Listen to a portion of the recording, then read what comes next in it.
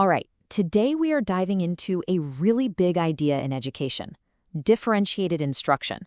We're going to unpack what it actually means to teach a whole classroom full of unique minds, all at the same time. Okay, let's get into it. This is the question at the heart of it all. It's something every teacher, every parent, and probably every student has wondered about. I mean, you just look around any classroom, and the range of abilities, interests, and backgrounds is huge. So, how is one lesson supposed to reach everybody? And here's the fundamental tension, right? We know for a fact that learning really sticks when it feels personally meaningful. That's best practice. But the reality of any classroom is that what's meaningful for one kid is totally uninteresting to the kid sitting next to them. Differentiated instruction is basically a philosophy built from the ground up to bridge that exact gap. So, to actually solve this, we can't just learn a new teaching trick or two. That's not going to cut it. What we're talking about here is a genuine paradigm shift, a whole new way of thinking about what teaching and learning are even for. So what does this big paradigm shift actually look like on a Tuesday morning? Well, it starts with the teacher. Their whole role has to change, and pretty dramatically. Let's put it this way. The traditional teacher is often seen as a dispenser of knowledge, right? Their job is to cover the material in the textbook. But the differentiated teacher, they're more of an organizer of learning. Their job isn't just to cover the info, but to help every student make meaning out of the big ideas. And this completely changes what the teacher focuses on day to day. They spend less time lecturing and more time becoming an expert on their students, reading the clues they give off about what they're ready for, what they're into. And from there, they start building all these different pathways for students to get information, to play with ideas, and to show what they've learned. It's a move away from just covering pages to really uncovering understanding. Now, I know this new role can sound a little abstract.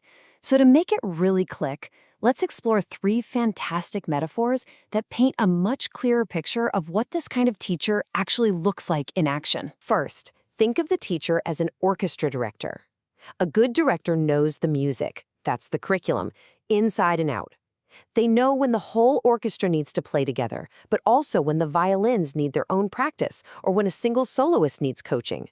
But here's the key. The director's job is to help the musicians make incredible music. They don't grab the cello and play it for them. Okay, next up, the teacher as a coach.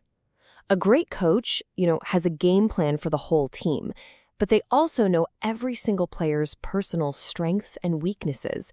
They're part psychologist, figuring out what makes each player tick. And just like the director, the coach is super active on the sidelines, guiding and making adjustments, but they empower the players to actually go out and play the game themselves. And finally, this one might be my favorite, the teacher as a jazz musician. Think about it. Jazz is built on this deep, deep foundation of skill and theory, but the magic of it, the soul, is in the improvisation. A great jazz player reads the room, adjusts the tempo, and isn't afraid to abandon the sheet music to follow a cool idea. They know exactly when to step back and let another musician take an amazing solo. That blend of structure and spontaneity, that's a differentiated classroom. So we've completely reimagined the teacher. But that teacher can't operate in a vacuum, right? This whole approach can only really work, can only thrive in a very specific kind of classroom environment. This all comes down to the feel of the room. It has to be a place where every single person feels like they belong and are respected. That's non-negotiable. But maybe most important, it has to feel safe. Genuinely safe to take a risk, to ask for help, to fail and try again. It's a place where the air is thick with the expectation that everyone is there to grow and that success is something we achieve together. And one of the key tools for building this kind of community is a concept called scaffolding. It's a great term. Just picture the scaffolds on a building. They're temporary supports that help you reach a new height.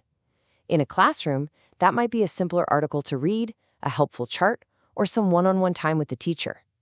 The goal isn't to make the work easier, it's to make higher-level success possible. This brings us to what is maybe the biggest, most challenging, and most important paradigm shift of them all.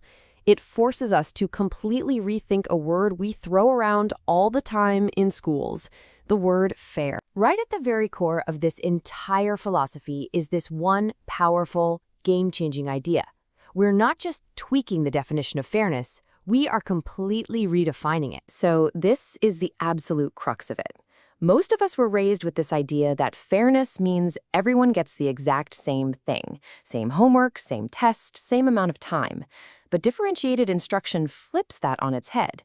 It argues that true fairness isn't about sameness at all. True fairness is making sure every single student gets what they need in order to grow and succeed. Ultimately, this reframes the whole point of school. It stops being a race where everyone is trying to get to the same finish line. Instead, the goal becomes for every single student, no matter where they start, to make as much progress as they possibly can. Growth itself becomes the main way we measure success. Which kind of leaves us with one final big question to chew on. If we all agree that the ultimate goal is individual growth for every student, then doesn't it just make sense that their path to get there should probably be individual too? That's both the challenge and the incredible promise of differentiated instruction.